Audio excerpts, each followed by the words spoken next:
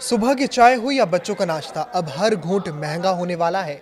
देश के सबसे बड़े डेयरी ब्रांड अमूल ने एक बार फिर दाम बढ़ाए हैं और आम आदमी की रसोई के बजट को बिगाड़ दिया है। अगर आप कल सुबह दूध लेने जा रहे हैं तो अपनी जेब थोड़ी और ढीली करने के लिए तैयार रहिए। अमूल ने पूरे भारत में दूध की कीमतों में प्रति लीटर 2 रुपए की बढ़ोतरी का ऐलान कर दिया है। ये नई दरें 14 मई 2026 से प्रभावी होने जा रही हैं। आखिर क्यों बार बार दूध के दाम बढ़ रहे हैं और इस व्हाइट रेवोल्यूशन के पीछे की सच्चाई क्या है, आइए विस्तार से समझते हैं। GCMMF के मुताबिक ये फैसला कोई अचानक लिया गया कदम नहीं है, बल्कि बढ़ती लागत का नतीजा है। पिछले एक साल में पशु आहार यानी चारा, पैकेजिंग सामग्री और ईंधन की कीमतों में जबरदस्त उछाल आया है। जब पशुओं को खिलाया जाने वाला चारा महंगा होता है तो दूध उत्पादन की लागत सीधे तौर पर बढ़ जाती है। ये कहना है एजेंसीज का।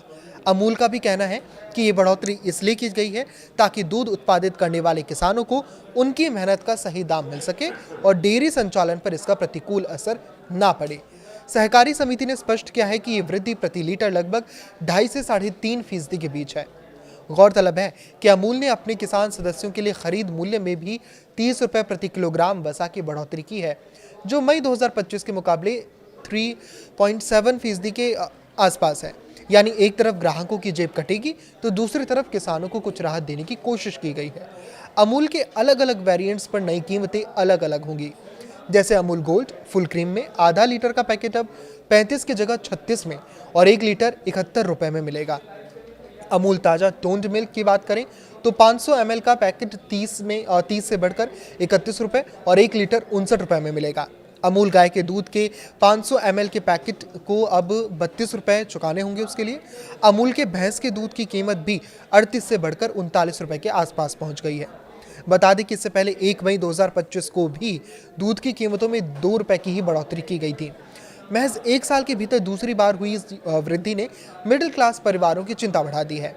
दूध जैसी बेसिक चीज़ों के दाम बढ़ना सीधे तौर पर इन्फ्लेशन को हवा देता है। इसका असर केवल चाय या कॉफ़ी तक सीमित नहीं रहता, बल्कि दही, पनीर, घी और मिठाइयों जैसी तमाम डेयरी उत्पादों की कीमतों पर भी चेन रिएक्शन की तरह दिखता है। समाज के निचले और मध्यम वर्ग के लिए ये एक बड़ा वित्तीय बोझ है। हालांकि किसानों को अधिक भुगतान करने का तर्क लॉजिकल लगता है, लेकिन भविष्य में अगर चारे और ईंधन की कीमतें कम नहीं हुई तो ये सिलसिला यहीं थमने वाला नहीं है। आने वाले समय में सरकार और डेयरी संघों को पशु आहार के विकल्पों और लॉजिस्टिक्स लागत को कम करने पर काम करना होगा, ताकि आम जनता को बार बार लगने वाले इन झटकों से बचाया जा सके। इस पर आपकी क्या राय है, हमें कमेंट करके जरूर बताएं। लाइक करें, शेयर करें और इसी तरह जुड़े रहें। नमस्कार।